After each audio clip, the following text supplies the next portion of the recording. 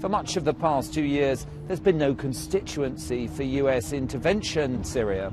Congress, public opinion, and the White House were all on the same page. But in recent months, opinion has begun to shift here. And now, instead of there just being a couple of prominent Republican advocates of a more forceful attitude, there are many Democrats who feel that the US can't afford not to intervene in Syria. You guys doing all right? President Obama's advisers seem ready to concede that, barring a breakthrough in talks, they should arm the rebels.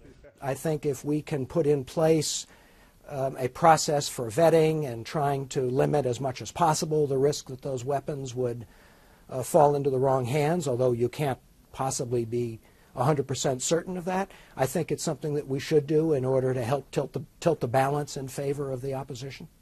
Of course, there are many on the Hill who don't want to fuel the Syrian war and who hope the president sticks to his non-interventionist principles.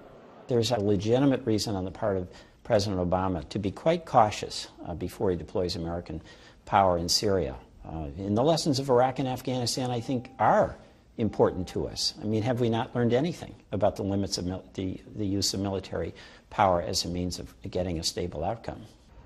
Could it still come to boots on the ground and an escalating US role?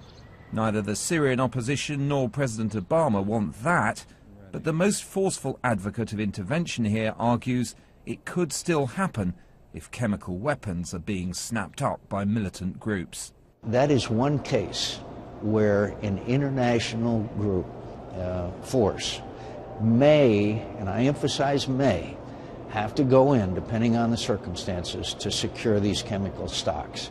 Now, that does not mean the United States alone, but I would argue that it is in everybody in the world's interest to see that these chemical weapons caches are secured rather than flow into terrorist organizations such as Hezbollah or even spread around the world.